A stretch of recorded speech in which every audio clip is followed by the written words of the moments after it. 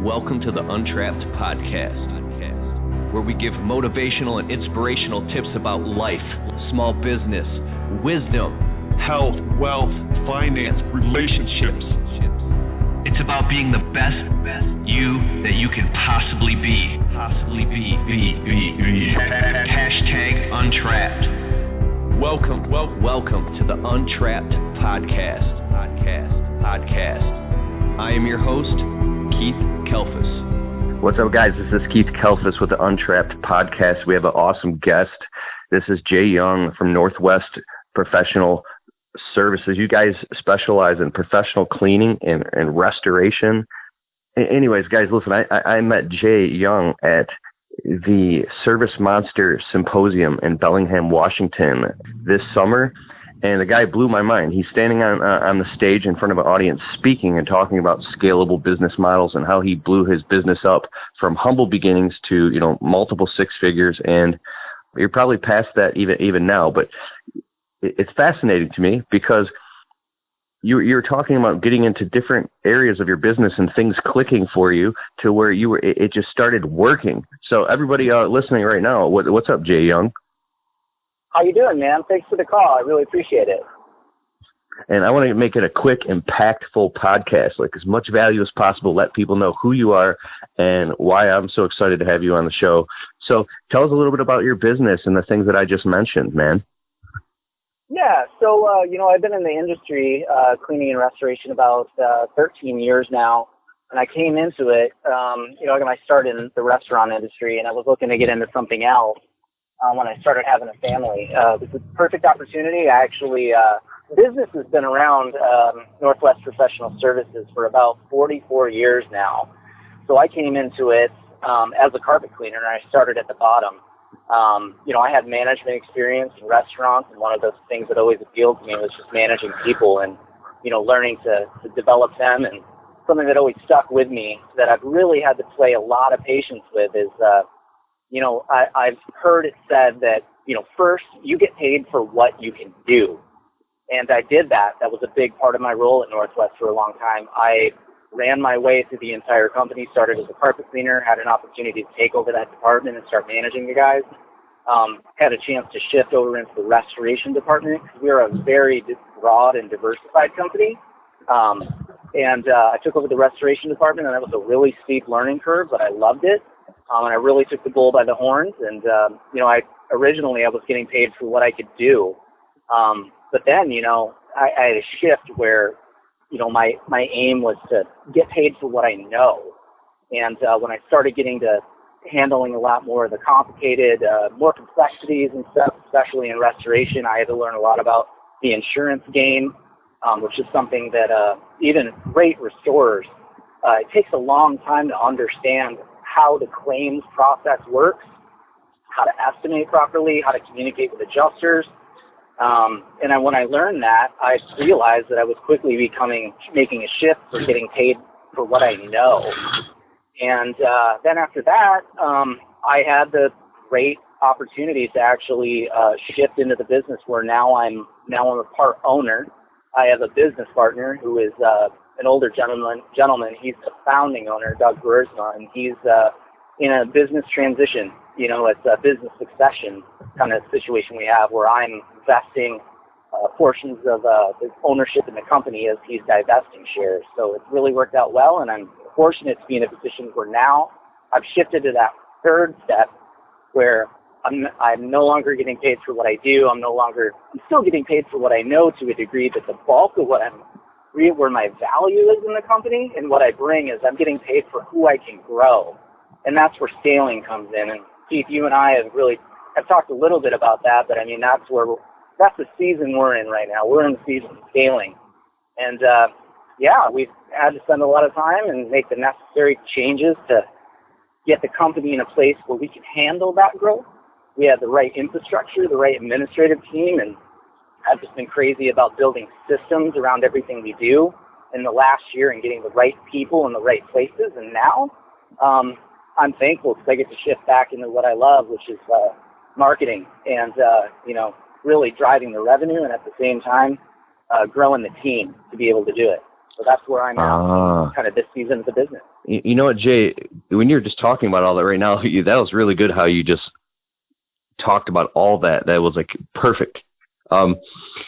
You reminded me of at the Service Monster Symposium, you were putting these, during your presentation when you were speaking about your business, you were showing slides of the data of the finances in the business, the demographics, all the things that were going on. But you said when you finally started tracking all the numbers and getting everything uploaded into a CRM and really, you were able to get all this knowledge about the business, and you saw, oh my God, we have really profitable things here. This isn't so profitable. Yeah. And then you started seeing things, and the numbers were telling you a story that allowed you to now start pulling triggers on things that you couldn't see before. Can you talk about that?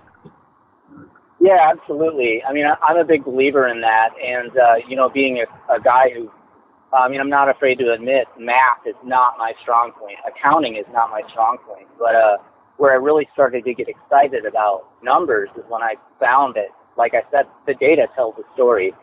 And up until probably about 3-4 years ago, when we really got serious about, running our business by the numbers, I found I was slightly nervous about it because up until that point, we didn't have a lot of strong data. We had a lot of strong feeling. We had a lot of strong intuition, and which served us well. But at the same time, when you can take that and you can back it up, or you can allow yourself to be disproven in your own theories of what you think is actually going well, and actually look at the margins and look at the revenue and find out where you're actually profitable, it can lead to some really, really interesting things. And we were finding that all over the place. Areas that we thought we were just killing it, we found we had the sales, but our margins were way off. And so it'd be like you'd have a larger ticket price, but by the time it was all said and done, okay.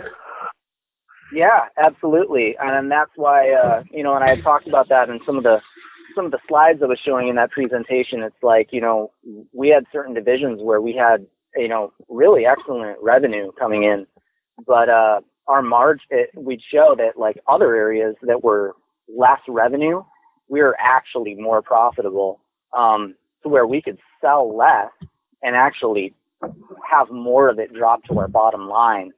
And once I started really understanding, what that data looks like and the importance of getting good data that you can depend on to influence your decision-making process, it was a really big shift for us, getting away. I think a lot of business owners operate on their gut, and I think that serves you well, but up into a certain point, when you want to scale and you want to start making bigger decisions and you want to really start increasing the efficiency of what you're doing, you got to have the data there to support it, to be able to make make great decisions on how to move forward, and let that be a strategic guide for where you want to grow, and the decisions you want to make in your business development. Now, when it comes to data, just for the guys listening, I didn't really understand data until a couple of years ago, and I still don't understand it at your level, but like, when you get into marketing and you start getting into a CRM, you see dashboards. When you start tracking numbers, there's all these cool tools and analytics. But give us an example of how do you actually get the data and where do you put it? And then after how long of tracking this data, what is it that you can actually see the story? And what is a story? You know what I'm saying? Yeah. So like, what are the tools we use to kind of let the data tell its story? So like if somebody says, I want to start doing this, Yeah, I think it really starts with a good CRM. I know there's a lot of businesses out there, especially service businesses, that they do their estimates, they have their own invoicing procedure, and everything goes straight to QuickBooks or their accounting software. Mm-hmm. In being able to pull out the real story of the data. So what we've done is, one of the biggest tipping points for us was when we adopted a really powerful CRM, and we used Service Monster, which is where I met you as a guest speaker at the Service Monster Symposium. So putting our data in Service Monster and making sure that we were getting things entered so we weren't in a garbage in, garbage out kind of cycle was the first step. From there, it was, making sure that everything is transferring to QuickBooks properly. And the other link that we used that is probably one of the most, in addition to the dashboards and Service Monsters, what our churn rate is, see, how much of our revenue is coming from which division. We have a third program that our CFO puts so you together. can track the labor, you can track the time in, time out on each job, so how long each job is taking, travel time. You can track all the different services, labor, materials, like everything, and see. Exactly. Okay. Yeah, you can see where your profit's looking like. And then one of the other things we do that's kind of a third component is our CFO built an app in a program called QuickBase. And it's designed to take that data that's transferred over to QuickBooks and kind of supercharge it one more time. And we can do some really interesting cross-tab comparisons. We can actually see every one of my employees. I know what the comparison is of their hours worked versus their hours billed, and I can, hours billed out versus hours at work. So I can track their productivity and how many billable hours they have, which, as you know, in the service business, your labor is your biggest expense. And, tracking that was huge for us. We can also, in QuickBase, I can see out of the lifetime of an employee, out of how many hours they've worked, I can get their average hourly billable rate. And then we can put a burden on that, depending on how much overhead goes into that. We can really get some powerful information. We can see who our rock stars are, which is the whole point. We want to pinpoint who our rock stars are on the team, and then I can sit down and I can take them out to lunch or coffee and say, hey, look, you are absolutely killing it in these areas, and we can really figure out, like, okay, how can we replicate this kind of behavior? What is working for you that we need to make sure the rest of the team knows, because you've got something special. It's really powerful. Oh, this leads me to one more point, and I think this can really help liaison. I think it's a good question. I notice when you talk, you are divorced from the chaos of the business. Like, it doesn't have as meat hooks into you, like the anxiety of trying to do it all. How did you get on top of it and start to look at it like it's almost, you're looking at it like you're looking at a science experiment or a petri dish? How the hell? Yeah. That's awesome. So, what? Thank you. And it's not easy. Because when you're in survival mode, and I don't mean, like, you could be doing $300,000 a year in your business, and you're still in fucking survival mode, like in your way of being. So how does that work? Well, for me, it was coming to the realization, and we've all heard it said a ton of times, but it's easier said than done. But it's really all about working on your business instead of in it so much. But one of the other things that I really picked up is that think of it like this. Your day-to-day grind and what you do, sometimes it can feel like you're in a maze, right? You're a rat in a maze. And, you can't see what's in front of you until you make that turn and you get your nose right up against the next decision before you decide if you're going to go right, left, or you're going to turn around. And you're going to head back because you just hit a dead end.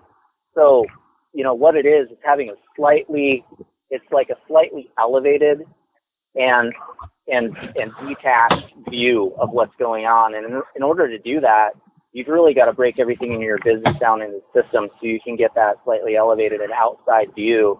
And that really hit home for me from a book I just read recently, a book called Work the System. Work the System. Sam Carpenter. By Sam Carpenter. System. I think I just recommended that book to you recently. Yeah.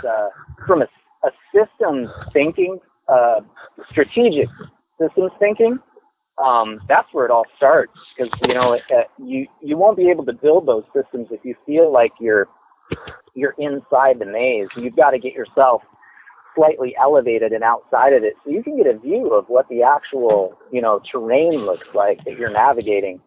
And that's what it's all about, man. It's about taking the time time blocking, to make sure that your schedule is allowing you to really sit back and take a look and say, okay, what are we doing? And more importantly, where are we going? And then you can start making some decisions they can be more strategic instead of, reactive. You can be proactive, instead of reactive. And, trust me on this, man, this mindset took years to develop and adopt, but, there's one thing about it. When you get that mindset, there's no way you'll go back to just running that maze every day.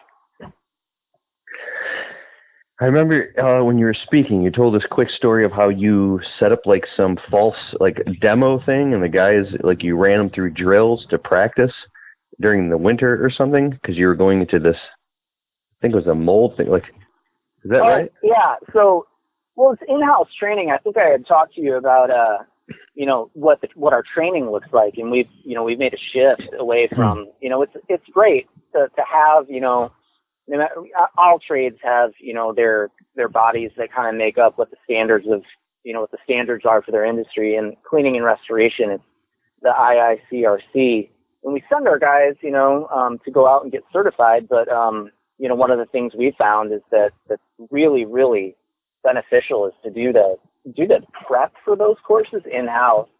So, that's one of my ultimate, dreams is I'd really love to teach, and, having a facility at Northwest, one of the things we're going to do this winter is I'm actually going to have one of my lead carpenters who does restoration, build me a flood room, and it's going to be modular so we can take it apart, and we're going to flood it. And, I'm going to teach the newer guys who haven't been through the certification yet, teach them hands-on. We're going to flood that thing, and over the next 3 to 4 days, I'm going to teach you how to dry it, and I'm also going to teach you how to track the progress on it, how to document it. Oh. And I'm really excited, man. The long-range plan for me is that eventually I'd like to, have our business be a training facility where we can start taking on, anyone who wants to come and anyone who wants to learn, and we can really just help people with their businesses and help grow people. That's development of my employees is my primary mission right now, but eventually I'd really love to broaden that circle, and if I can help out and kind of train other businesses to learn what we've learned and prep for some of the certifications, I would just love that. So kind of what my long range plans are. Oh, bro, awesome. And I really like that. I like even you talking right now over the past few minutes, I can relate to what you're saying. I can picture it. And you've been through all stages in the process, from being where you're at now to just getting your hands dirty 12, 14 hours a day. You're in the trenches, So right. You're the perfect guy to do that. And especially we're on a podcast right now, social media, the guy who's in the trenches or been in the trenches, that's what that vibes with people. So I think you're doing great. I know your speech at the Symposium was great in Washington. Are you speaking anywhere else? Any speaking engagements this year, or how can we find you? Do you put any content out on a regular basis? I know you're super busy, but I want people to maybe check out what you're doing so they can add. Yeah, that's great, man. I would love to connect with people. Right now, probably the easiest place to find me where I'm most active is on Facebook. I'm Jay Young. I actually go by just the letter J, but on Facebook, they don't let you have a one-letter first name, so I am actually Jay Young, like the adjective, on Facebook. And, I was doing a lot more content last year, just kind of building up my social profile and kind of creating a personal brand around locally here, interviewing businesses and stuff. I had a group called the Leaderboard. But, my focus in the last 12 months has been so much more internal. Haven't been super active there, but my plan is I'd love to do some more speaking engagements. I'm waiting to hear back from a builders conference in Chicago. I may be speaking at that coming up in I think that's at the end of February next year. We'll see. But would love to do some speaking engagements. Some more of that is something I love. I had a chance to speak in Vegas last year at the one of the bigger trade shows there. What was that one? The Experience is what it's called in Vegas. That's hosted there every year. I had a chance to speak at that. would love to do it again. And I just love the opportunity. If anybody wants to connect and you got questions or you just want to chat about developing your business, growing your business, scaling it, yeah, that'd be the best place to connect with me for sure. Perfect. Jay Young from Northwest Professional Services. And on Facebook, look him up. You'll be able to tell by his picture. He's like jet black, goatee and hair. He looks like a famous rock star. And so, yeah, and I'll also put your link below here in the podcast. And then maybe a couple of the Instagram clips of you speaking. So it's awesome. Thanks so much, man. And let's do this again sometime.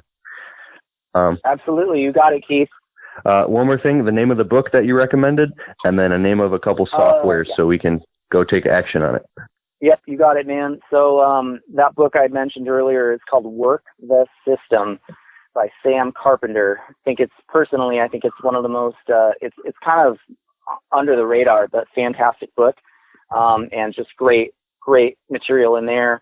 And as far as tools, my top tools that we use at Northwest, if you're looking for a really powerful CRM program for your service business, Service Monster is who I'd highly recommend.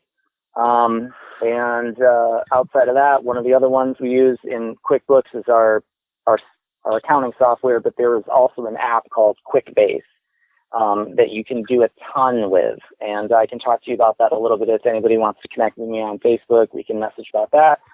And, the third one just for communication, which is, kind of the grease in the wheels of really getting things picking up and scaling. I don't think we could run our business if we didn't have a communication platform like Slack. Slack dude, yeah. Yeah, absolutely. It's one of those things, once you bring it into your business and you really get guys adopting it, one of those things that really quickly you start having conversations like, what did we do before Slack? I don't know. I mean, it's become such an integral part of what we do every day. Yeah, got to get in it, man. It's awesome. Ooh, I got goosebumps right now for some reason. I love it. We're in the future. We didn't have these tools years ago, and now there's no excuse to get on some of these softwares and implement it into our businesses. I'm super excited. I know you're excited. Yes. So thank you, Jay Young, and I will talk to you soon, brother. Let's do it again, man. Thank you. All right. Later.